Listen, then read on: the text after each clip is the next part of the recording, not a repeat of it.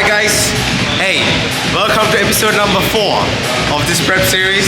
As you guys know, I told you guys yesterday on my Instagram that I'm going to shoot this, and then we got a Q&A that we'll be doing tonight, well actually tomorrow, because this is a 2-day video. As you guys asked for this video, Dhruv is with me. We're going to train chest and back today.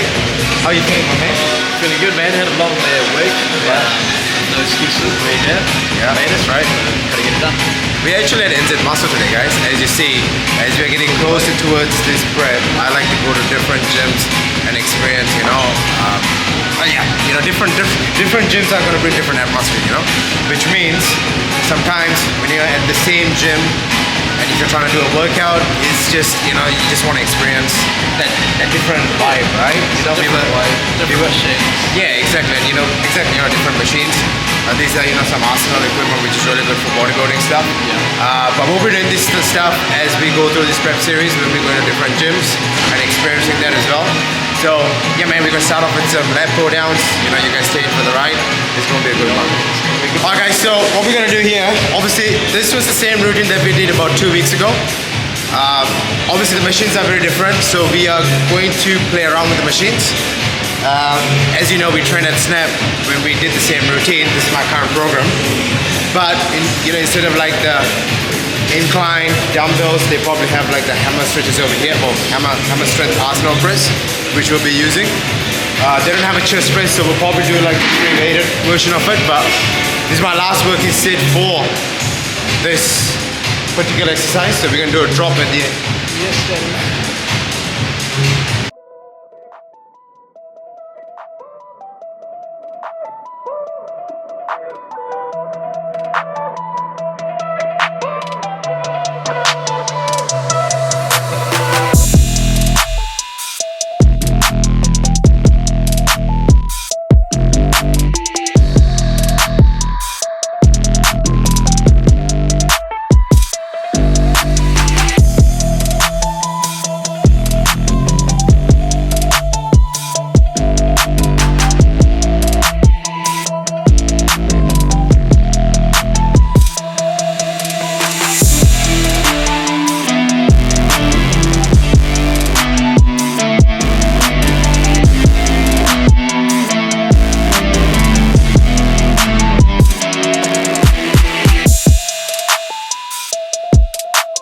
This Arsenal strength machine is so heavy, guys. These 2 plates feels like 5 plates for me right now. Okay, guys. Let's go. 3.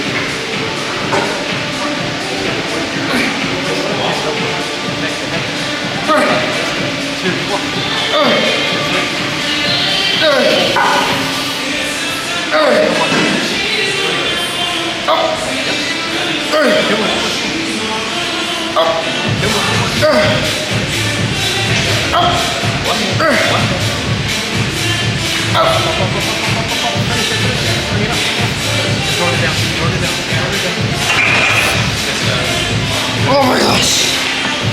Bro, that hurts like crazy. 3, 2, 1.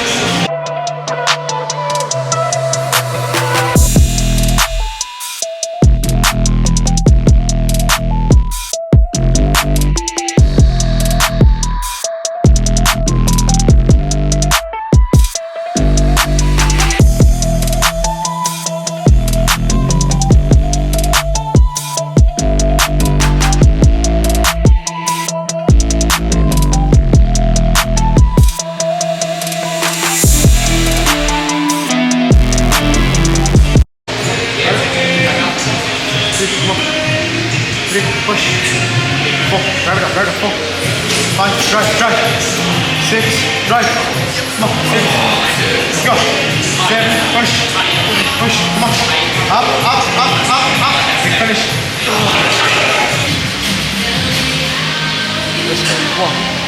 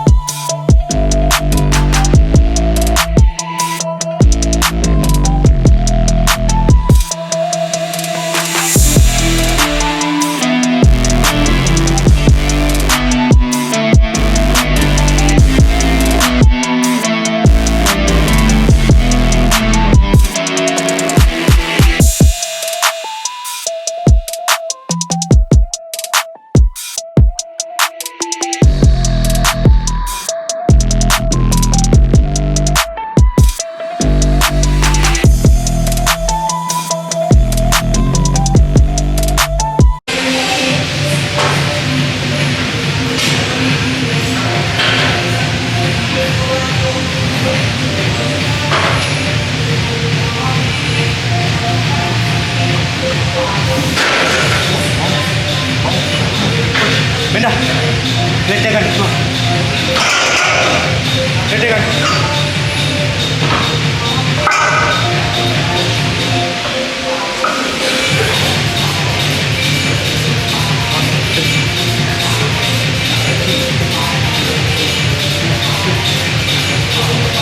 Go, shoot. 5, come on. Stop. 6, 1, 7, good. 8, 2 more. Come on, fast this. 9, one, up and...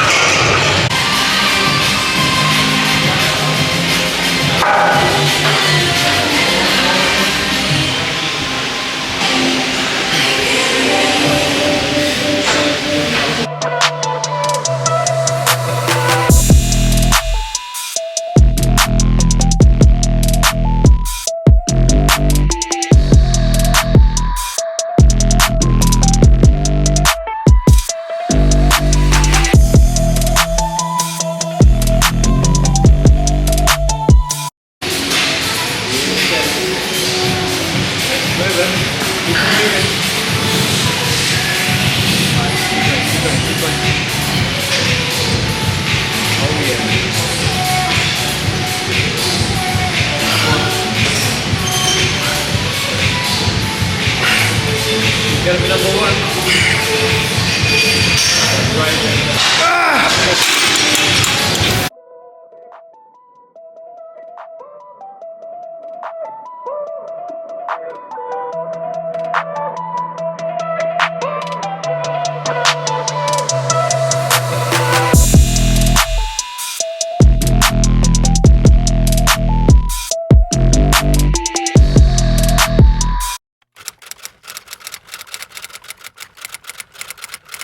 Hi guys, welcome to my office where we get everything done from my morning cardio to the questions right here which I'm gonna answer for you guys. So as you guys know, I did put an Instagram live, I did put an Instagram questionnaire about 3 days ago I think, and you know, we did have some really good questions from you guys, so thank you so much for people who asked me those questions. Now I'm only gonna pick the most important ones that I feel like is worth answering, because there are some questions which is kind of like funny, but I don't think I should be wasting my time answering them. So I will be answering the questions that I feel that's gonna benefit some of you out there to obviously, you know, help with the fitness goals and other stuff as well. Let's get into our number one question. Do Sri Lankans have genetics to bodybuild successfully, or are you an anomaly? How do you say anomaly? That is a really good question, by the way. Thank you for the person who asked this. Genetics. Okay, when we talk about genetics, right? Every race has its own part when it comes up to genetic potential of building muscle. Either you are super skinny and have no muscle, or you are just extremely big. That's just how it goes with Sri Lankans, right? If you go to my country, Sri Lanka, not many people out there used to work out. They don't know the right nutrition, they don't know the proper training methods. This is back in the days. Right now it's actually very developing. I have seen quite a few YouTube videos where you know, some trainers are very knowledgeable and they are very onto it, you know. So but 15 years ago, or like 10 years ago, when I started bodybuilding back 13 years ago, obviously the knowledge was very limited, the gyms were very limited, and no, we didn't have many bodybuilders in Sri Lanka. But saying that, 13 years fast forward, there are quite a few bodybuilders out there, and there are quite a few talents out there as well. I've seen some crazy bodybuilders in Sri Lanka. I've seen some really good talent over there as well. Do we have genetics to bodybuild? Look, with me, I've been training very hard, and also you understand this as well. I was raised in New Zealand since I was 13 years old. I have all the tools I need to bodybuild in this country, so the food also play a part. Where in Sri Lanka, the food is very different, the gyms are very different. Even though it's still developed in Sri Lanka, I still don't think it is, you know, not as developed as westernized countries. So to answer your questions, do we have genetics? I think it depends, you know. Some people do, some people don't. That's, you know, like with every other culture. So I hope that answers your question. Number 2. Is overworking a thing in gym? And if yes, what is the solution? Overtraining, overdoing anything is a thing. In this context also come if you're a natural bodybuilder or you're an enhanced bodybuilder. Remember this, guys. Or even a natural lifter or an enhanced lifter. If you're an enhanced lifter, you understand the recovery is a lot more faster than a natural lifter. So enhanced lifter usually can break down the muscle to a lot of extent, and they can literally be recovered in the space of 24 hours, where a natural lifter can break down a lot as well, but at the same time the recovery process is very, very important. So some of the natural lifters don't recover as much, and I feel like that's when overtraining comes to play, or overworking in the gym, whatever you want to call it. What is the solution? Well, number one is make sure you are getting the basics right. Okay, number one is your nutrition right. Okay, make sure you're hitting your macros, hitting your right amount of calories. That's the most number one thing. Number two, make sure you're getting your hydration, your electrolytes, your water intake. That's also very important. Number three, sleep. A lot of people neglect sleep. Sleep is one of the most important things if you want to recover and prevent overtraining or any other stuff. Getting that 8 hours of sleep a day is super, super important, guys. So that's one of the things you want to focus. If you do all those aspects, all those basic things, from your nutrition to your sleep to your hydration to your training, I always tell my clients and my athletes that I coach, no matter how much you break down or no matter how good your nutrition is, make sure your recovery is number one thing. Some people train, I've had guys that I coached, who came up to me, they've been training 7 days a week, and they're like, why am I not growing? It's because you're training 7 days a week and you're doing this, you're really overtrained. That is overtraining, and you're not having the proper enough recovery. So what's going to happen? Your muscles are not going to build. So when I cut them down to 5 days of training, these guys put on like 5, 6, 7 kilos, 8 kilos, like in the span of 10 weeks, you know what I mean? And good quality weight as well. So yes, overworking can be a thing, can be a thing, but if you do the right basic things of what I just told you,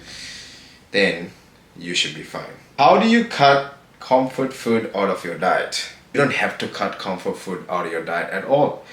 When I coach clients or when I coach them for a lifestyle plan, what I usually say is, hey, have like an 80 to 20% split or like a 70 to 30% split. Now what that means is we come up with a diet from Monday to Friday where we are choosing the foods that you can stick to, what you like.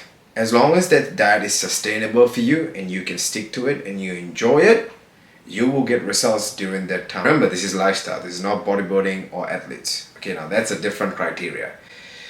In the weekends, hey, you can do, you can go out there, have, if you want to have a glass of wine, or like say you want to go out there with your mates and eat some junk food or whatever, as long as you don't go overboard, you can still produce results. I've helped people lose about 14, 15 kilos like that. Now, if you take the time duration, of course, it's going to take long.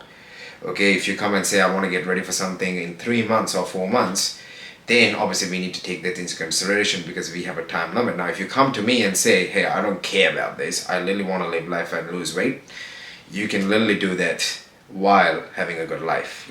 So I've had clients who worked with me for 10, 11, 12 months have lost anywhere between 15 to 20 kilos by doing a lifestyle plan. But they still stick to a plan Monday to Friday, the foods that they enjoy, and on the weekends, they just go out there, have some fun, without overdoing anything, and boom, they lose the weight that they want. But these people don't have a time period. So you don't have to cut the comfort food out of your diet at all. It's just how you do it. That's the most important thing. If you go out there now, for example, sticking to a diet and the weekend you're drinking until you're falling off the rails, or you're just eating like an absolute pig, or like binging, then unfortunately I don't think you're pretty much undoing all the work that you've done for the past week. So you got to be within that range. You don't have to cut things out. As long as you having that range and you're living a balanced life. And also another thing, a lot of people, when they talk about comfort food, I kind of feel like they have a bad relationship with food. You could literally have a good relationship with food by not thinking the term of diet. It's just gone to this point where people think, oh my gosh, I need to go to a diet, so I'm going to start cutting all these foods. Actually, no, you don't have to.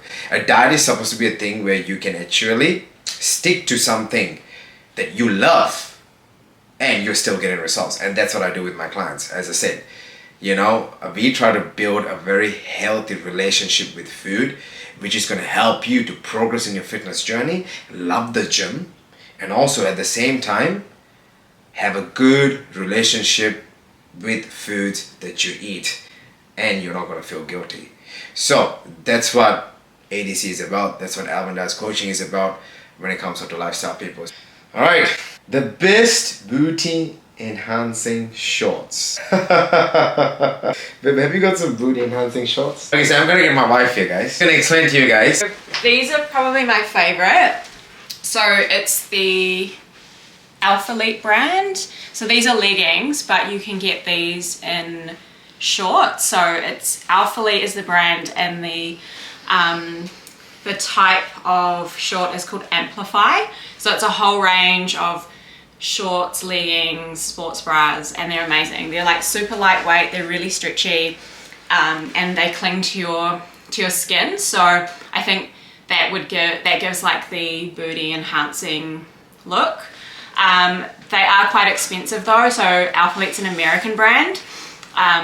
You can't actually buy Alphalete from the American site, so you have to go to the UK store if you want to buy from Alphalete, because they're the only ones that ship to New Zealand. And I think I got these on a Black Friday deal, but I think at full price they're like $150 or something. They're really expensive, but worth it. And I think their Black Friday deals are like half price, so if you want to get Alphalete, I guess wait till then. If you wanted something cheaper though, these ones are from Shein. I think they were like trending a couple years ago, and they have like a scrunch, and they're sort of the same like lightweight material, and I think that's really the trick for like booty enhancing activewear, is just like lightweight stuff that clings.